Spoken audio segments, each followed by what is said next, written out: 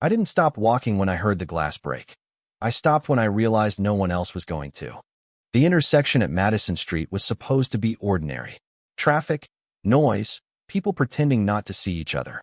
But that afternoon, everything felt like it had been paused inside a single breath the city refused to release. I was late to my cleaning job again. My gloves were still damp from disinfectant, my hands cracked from winter air and cheap soap. I remember thinking about rent, about silence in an empty apartment, about how life shrinks when no one is waiting for you at home. Then I saw the car. Black. Expensive. Too still for a moving street. It had hit the traffic divider hard enough that the front was crushed inward, steam rising like the vehicle was trying to exhale pain. At first, people gathered out of instinct. Then they stepped back out of something else. Fear. Not of the accident, but of the symbol on the hood. I didn't recognize it immediately, but I recognized the way people reacted to it, like a name they weren't allowed to speak. Inside the car, I saw movement. A hand pressed weakly against the fogged glass. Then a face. An elderly woman. Pale. Struggling to breathe. Her lips moved, but the sound never reached outside. I looked around. 10, maybe 12 people standing at safe distance. No one moved forward. A man beside me whispered, "That's Moretti." That name didn't mean anything to me at first. Then I saw how quickly he stepped back after saying it. Like the word itself could be punished. The woman inside the car slumped again. Slower this time. Less movement. My chest tightened. "Call an ambulance," I said. No one answered. Not because they didn't hear me, but because answering meant involvement. A woman shook her head slightly. "You don't understand who that is." I looked at her. "She's dying." That should have been enough. But it wasn't. The crowd shifted again, not forward, not back, just away from responsibility. Somewhere behind us, someone muttered that police would handle it.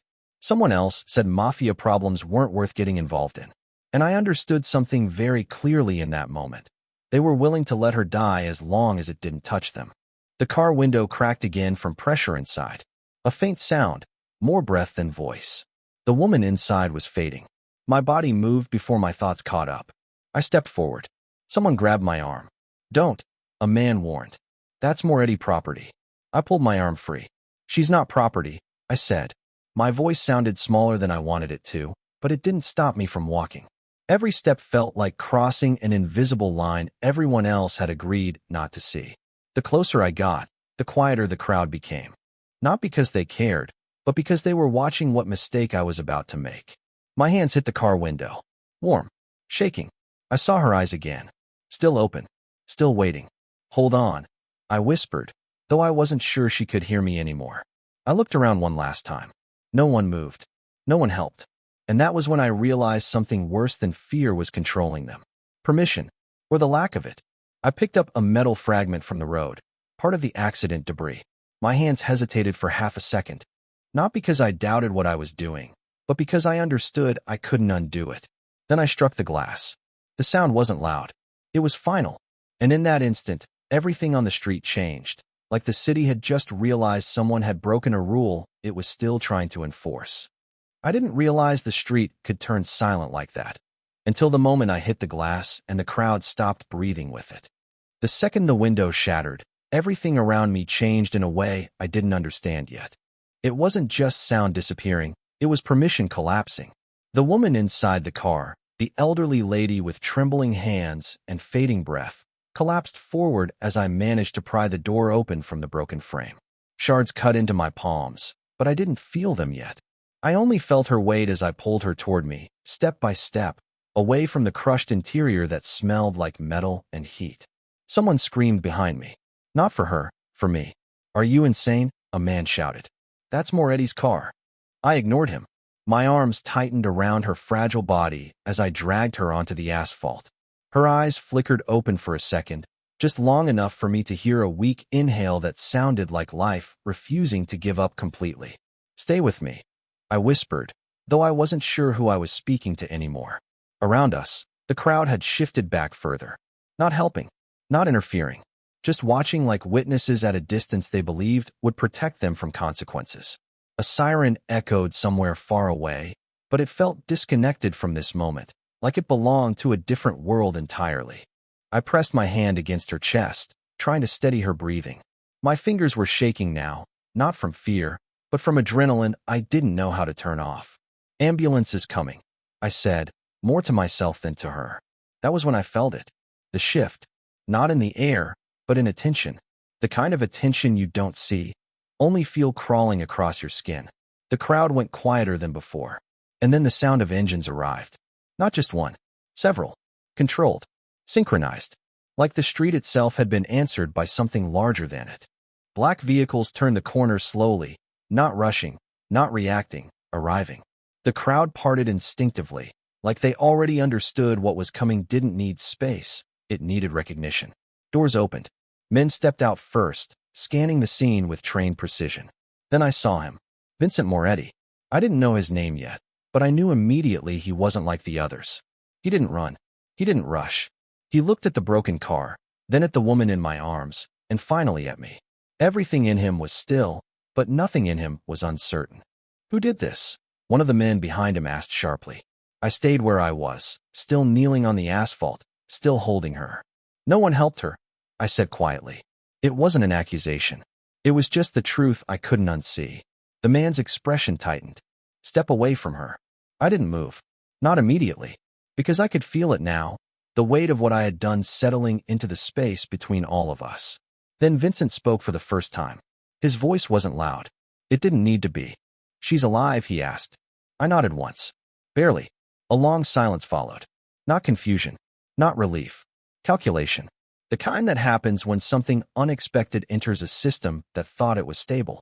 I finally lowered her gently to the ground, keeping my hands on her shoulder until I was sure she wouldn't slip away. My palms were bleeding now, but I still didn't step back. The world around me had stopped feeling like it belonged to people anymore. It belonged to decisions. Vincent's eyes stayed on me longer than necessary. Then he said something I didn't expect. "You shouldn't have been the one to do that." I swallowed hard. Someone had to. That was when I saw it, the smallest shift in his expression. Not gratitude. Not anger.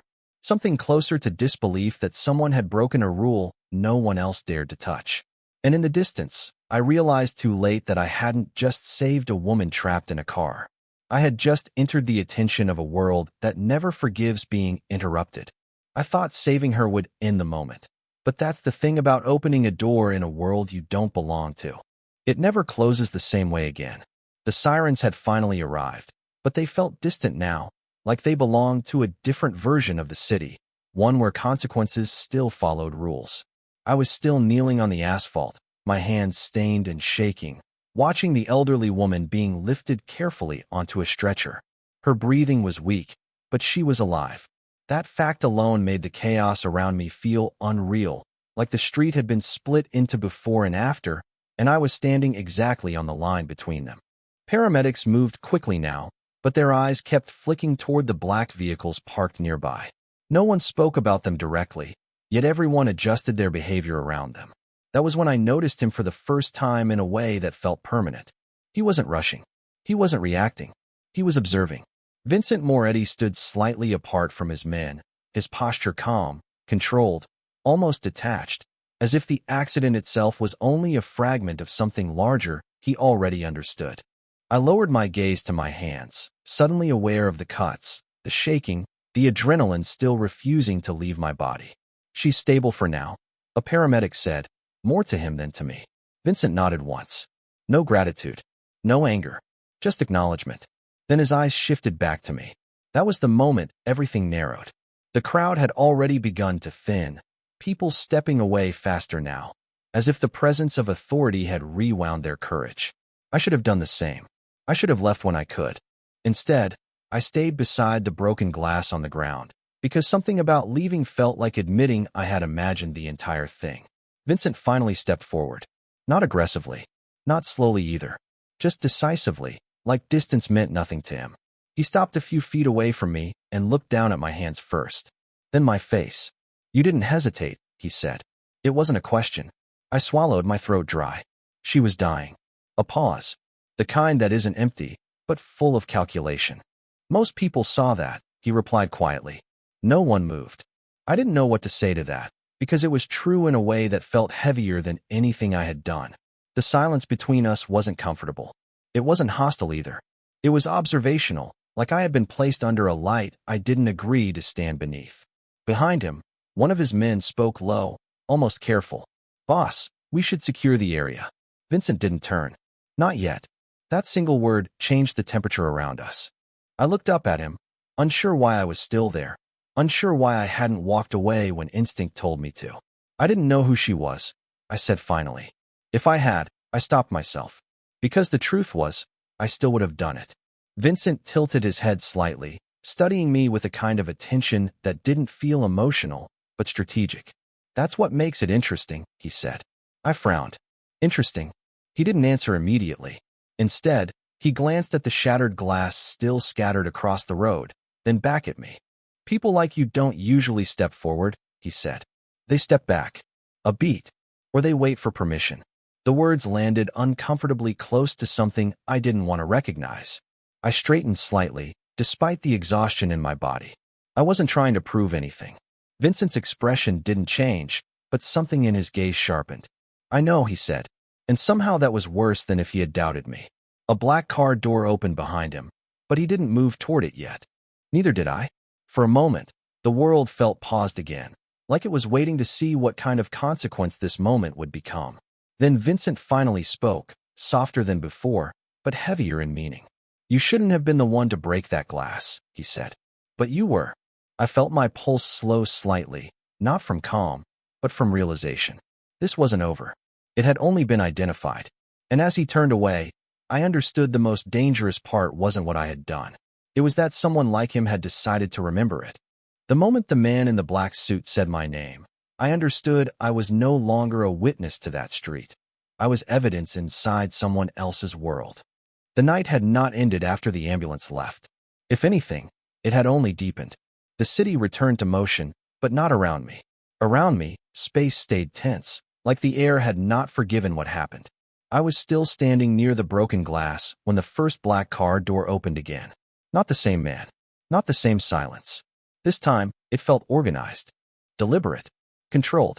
Men in dark suits moved through the crowd without speaking, not rushing, not hesitating, simply reorganizing reality around the accident scene. One of them stopped near me. He didn't look at my hands or the cuts anymore. He looked at my face like he was confirming something. "You're the one who touched her," he said. Not a question, a classification. I felt my throat tighten. "I helped her," I replied carefully.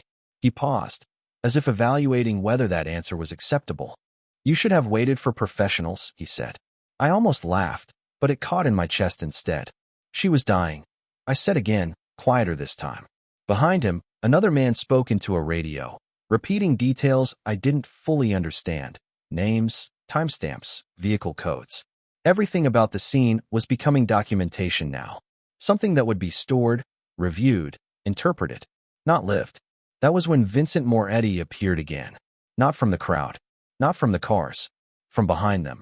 As if he had always been part of the structure and only now chosen to step into visibility. He walked slowly, stopping a few feet away from me. The noise of the street felt distant again, like it had been pushed behind glass. His eyes didn't go to the broken car anymore. They went straight to me. "They're saying you broke the window," he said calmly. I swallowed. I did. No denial. No justification. Just truth. A long silence followed. The kind that doesn't measure time, but judgment. One of his men shifted slightly behind him. "Boss, she interfered with an active family asset," he said carefully. I didn't fully understand the weight of that phrase, but I understood enough to feel it press into the space between us. Vincent raised a hand slightly. Not to silence me. Not to silence them. Just to pause everything. And it worked. Even the background movement seemed to hesitate. He looked at me longer now, not as an accident participant, but as a decision he hadn't yet categorized. "You didn't hesitate," he said again, repeating what he had said before. This time, it didn't sound like observation. It sounded like confirmation. I met his gaze despite the pressure in my chest. "Should I have?" I asked quietly. That question changed something. Not in his expression, but in the attention around him. The men behind him stopped shifting. The radio stopped speaking. Even the crowd at a distance felt like it leaned closer without moving. Vincent didn't answer immediately. Instead, he glanced briefly at the ambulance doors closing in the distance, then back at me. "Most people would have," he said finally. I felt my fingers curl slightly, still sore from glass cuts. Most people let her die, I replied. A flicker crossed his expression, not approval, not disagreement. Recognition. As if I had named something he already knew existed but rarely heard spoken aloud. Do you understand what you interrupted? He asked. My breath caught slightly.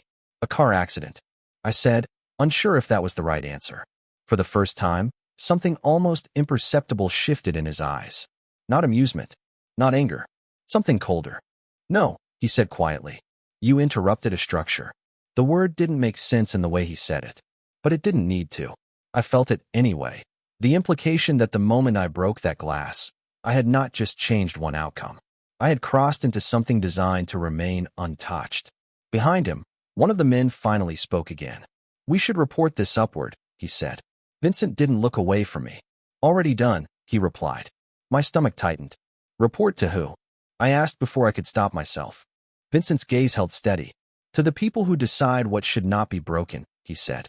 And in that moment, I understood something I didn't want to understand. The street hadn't been reacting to fear. It had been reacting to hierarchy. And I had just proven I didn't recognize it. By the time I realized silence itself was a warning, the street outside my apartment had already become something I could never walk away from the same way again. The night should have ended after Vincent's men left the accident scene. But it didn't. It followed me. Not physically at first, but in the way sounds felt sharper, in the way footsteps behind me made my shoulders tighten, in the way every passing black car now looked like it belonged to the same invisible system. I tried to return to my life. That was the joke I kept telling myself while unlocking the door to my small apartment. One room, one window, one lock that suddenly felt like it had never been designed for protection, only for illusion. I washed my hands again and again, even though the cuts from the glass still stung. The water ran pink at first, then clear, but nothing about me felt clean anymore. Every time I closed my eyes, I saw her face, the elderly woman inside the car, breathing like she was waiting for permission to survive. And then I saw him, Vincent Moretti, not as a man anymore, but as a decision waiting to happen. The next morning, I thought maybe the city would reset itself. It didn't. Instead, I noticed patterns. A black car parked too long across the street. A man pretending to read a newspaper outside my building. Another one near the corner store who never actually bought anything. I told myself it was paranoia. That word felt safer than the alternative. But safety was no longer something I could afford to misunderstand. On the third day, I didn't go to work. Not because I was afraid to leave, but because I didn't know if leaving still belonged to me. My phone rang once that afternoon. Unknown number. I didn't answer. It rang again, then stopped. Then a knock came at the door. Not loud, not aggressive, just precise. 3 taps. Measured. Controlled. I stood still for a long time before moving. When I finally opened the door, there was no one visible in the hallway at first. Just empty space and the faint hum of building lights. Then I saw him step out from the side.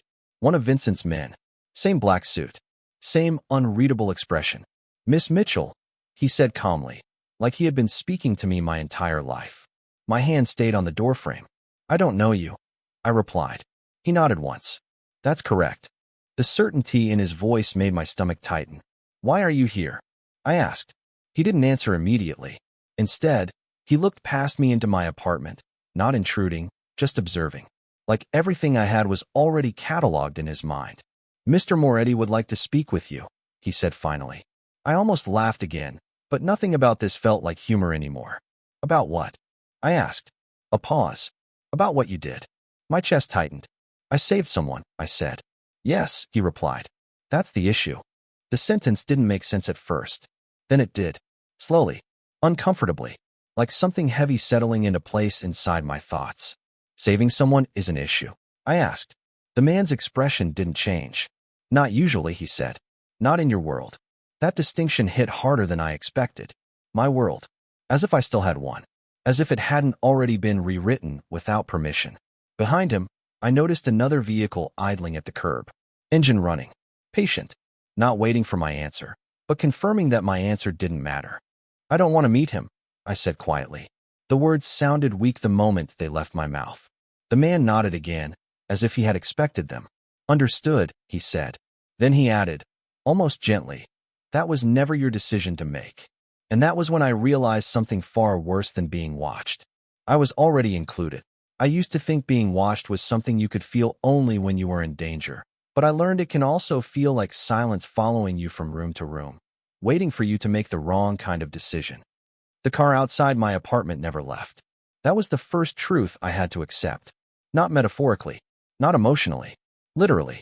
It was there when I woke up, there when I pretended to sleep, there when I stood at the window holding a cup of coffee I couldn't finish.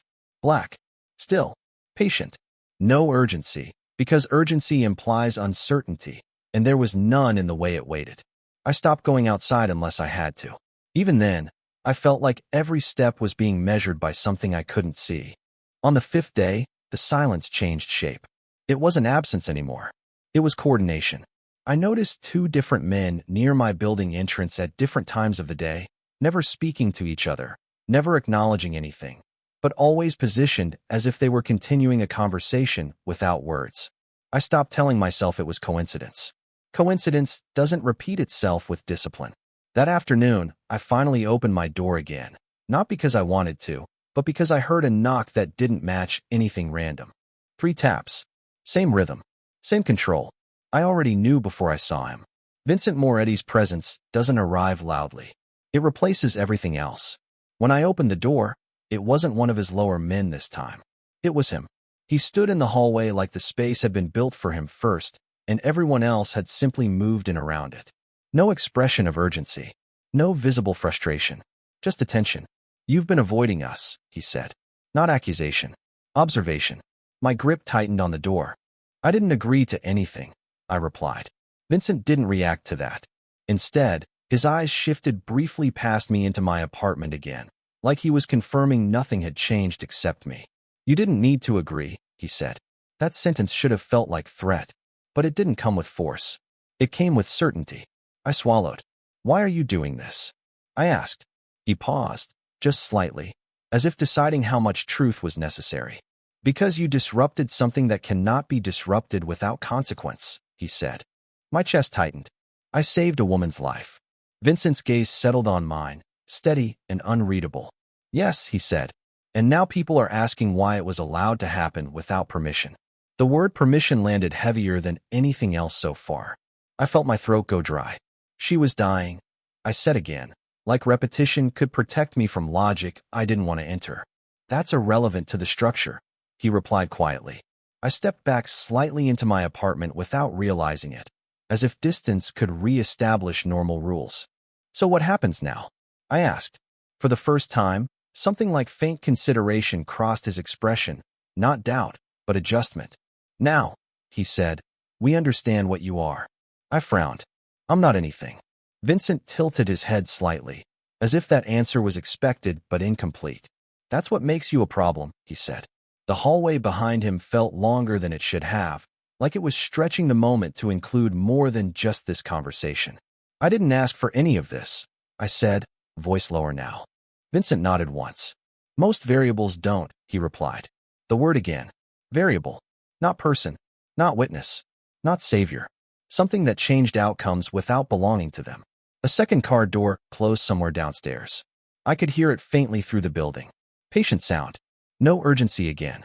Just confirmation. Vincent finally looked away from me for the first time, toward that sound, then back. "You will come with us," he said. Not request. Not suggestion. My breath caught. "And if I refuse?" I asked. He didn't answer immediately. When he did, his voice was almost quieter than before. "Then you will still come," he said. And in that moment, I understood the true shift had nothing to do with the woman I saved. It had to do with the fact that someone like him had already decided my choice was no longer part of the system I thought I lived in. I didn't understand at first that being invited into a room full of silence is sometimes more dangerous than being forced into one filled with violence. The drive took longer than it should have, not because of distance, but because of intention. The black car that arrived outside my building didn't feel like transportation. It felt like transition. I sat in the back seat between two of Vincent Moretti's men. Neither spoke. Neither looked at me directly. That absence of interaction made everything worse, because it removed any illusion that I still participated in my own direction. Outside the tinted windows, the city continued like nothing had changed. But I had already learned that nothing changing was how their world disguised control. We stopped underground, a parking structure that didn't feel like public infrastructure anymore. Too clean, too quiet, too structured. The elevator required no buttons. It moved before anyone spoke. That detail alone made my stomach tighten. No choices, only destinations. When the doors opened, I stepped into a corridor that felt intentionally designed to erase time. No signage, no decoration, just distance and control. And at the end of it, Vincent Moretti was waiting. Not seated, not surrounded, just present, like the space had been built around his absence of movement. I stopped a few steps away from him. "Why am I here?" I asked immediately. My voice sounded smaller in that environment, like the walls were absorbing anything that wasn't authority. Vincent didn't answer right away. He looked at me the way he had before, but sharper now. Not curiosity. Assessment. "Because you keep creating outcomes that shouldn't exist," he said finally. I frowned. "I saved a woman's life." He nodded once. "Yes," he replied. "And in doing so, you changed what should have remained unchanged." I felt a cold pressure settle in my chest. "I don't understand what that means." Vincent took a step closer, not threatening, but closing distance like it was part of explanation. "There are structures," he said quietly, "that depend on predictability. Families, territories, agreements, survival itself." I shook my head slightly. "I'm not part of any structure." That was when his gaze changed subtly. Not emotion, recognition of ignorance. "That's the problem," he said. A pause. "You acted as if none of it applied to you." My hands tightened at my sides. "Because it shouldn't apply to saving someone who is dying." A faint silence followed. Not disagreement. Measurement. Then he spoke again. "Do you know what happens when someone breaks a rule they were never told existed?" My throat went dry. No, Vincent's eyes held steady on mine. "The system recalculates around them." The words landed heavier than anything physical. I looked around the corridor briefly, as if expecting something to reveal itself. But there was nothing. Only space that felt occupied by invisible logic. "So this is about punishment?" I asked quietly. He didn't answer immediately. When he did, his voice was lower than before. "It's about correction," he said. A door behind him opened slightly, but no one entered. It didn't feel like an invitation. It felt like confirmation that this conversation had already been recorded somewhere I couldn't access. I swallowed hard. I didn't do anything wrong. Vincent studied me for a long moment. Then, unexpectedly, he said, "That's what makes you dangerous." My breath caught slightly. "Dangerous to who?" I asked. The silence that followed was different from before. Not empty. Structured. "To the way things stay in place," he said.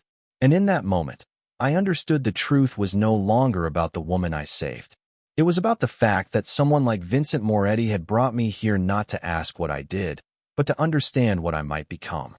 I realized too late that sometimes the moment you think you are being taken somewhere, you are actually being moved into a version of yourself you cannot undo. The room was not a room I could measure easily. It felt less like architecture and more like intention made physical. No windows. No obvious exits. Just controlled light that never fully softened or sharpened, as if even brightness had been negotiated. Vincent Moretti stood across from me again, but this time there was no distance left to pretend comfort. Whatever had been between us in previous meetings, the observation, the evaluation, the restrained curiosity, had settled into something heavier. Final. Not aggressive. Decided. I stood still, my hands clasped because I didn't know what else to do with them. "You brought me here again," I said quietly. My voice didn't echo. The room absorbed it too efficiently. Vincent didn't deny it. "Yes," he replied. Simple. Direct. "Why?" I asked. A pause followed. Not hesitation, but selection. As if he was choosing which truth would still function if spoken aloud. "Because you've already affected too many outcomes," he said. I frowned slightly. I don't even know what that means anymore. That was the truth I couldn't escape now.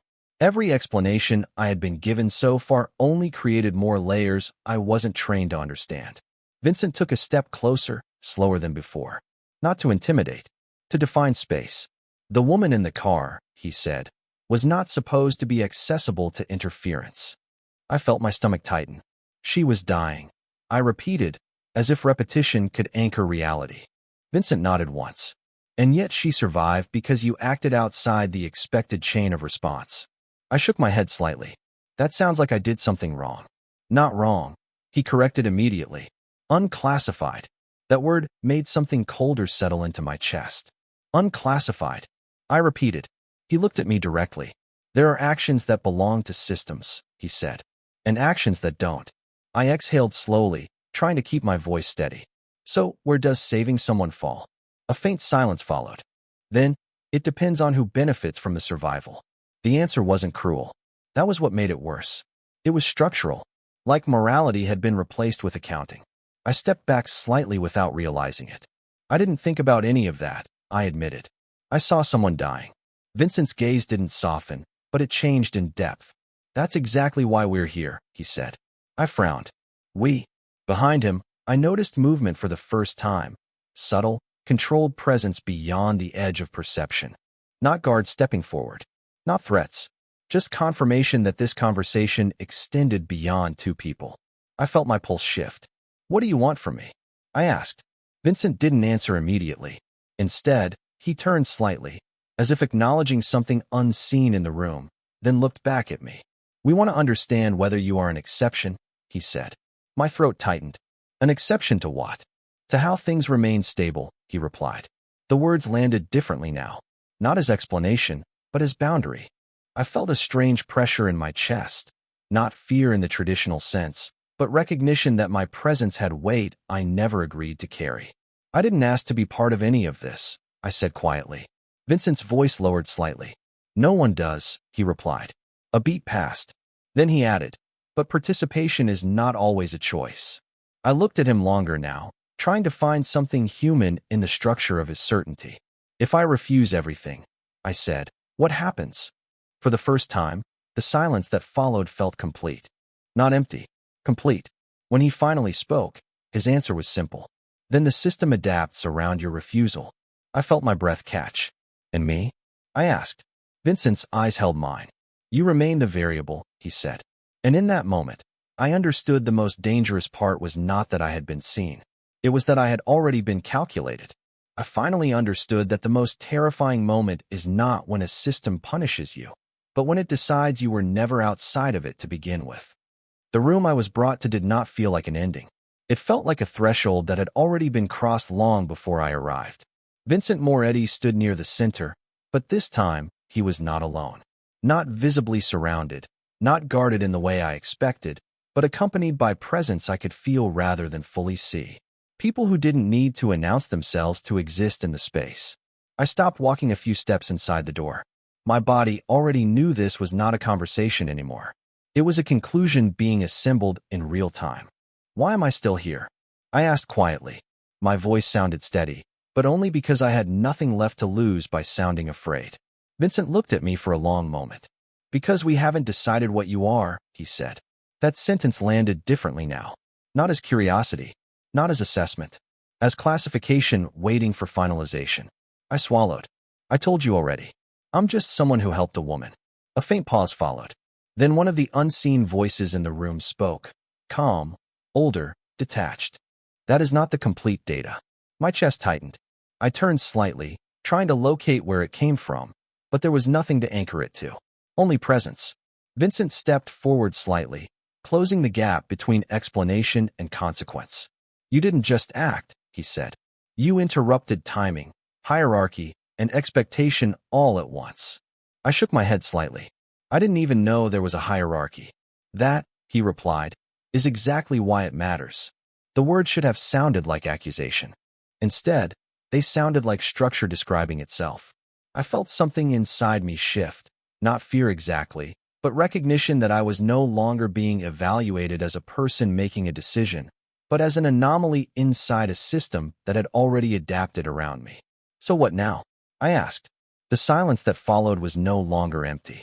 It was procedural, like multiple outcomes being weighed without speaking them aloud. Vincent finally answered.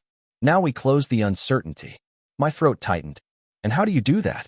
For the first time, he hesitated, not emotionally, but strategically. We integrate you, he said. The word hit harder than anything before it. I took a small step back instinctively. Integrate me into what? I asked. A faint shift moved through the room. Not visible, but collective. as if multiple decisions had aligned toward one direction. Into the structure you already affected, Vincent said. So it no longer remains unstable. I felt my hands curl slightly at my sides. I didn't try to change anything, I said quietly. I only saved her. Vincent's gaze didn't soften. Intent is irrelevant after impact, he replied. A long silence followed. In that silence, I understood something that made my breath feel heavier than before. They were not asking whether I was guilty. They were asking whether I could be contained without damaging what I had already disrupted. If I refuse, I asked finally. Vincent's answer was immediate. Then you remain outside it, he said. And anything outside a system that large is eventually corrected.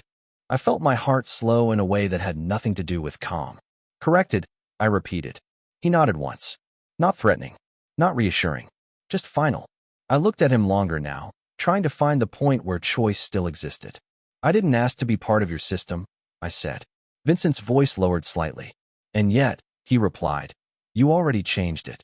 Behind him, the unseen presence in the room felt closer than before, not moving, just settling. I realized then that the story of the woman in the car was never the end.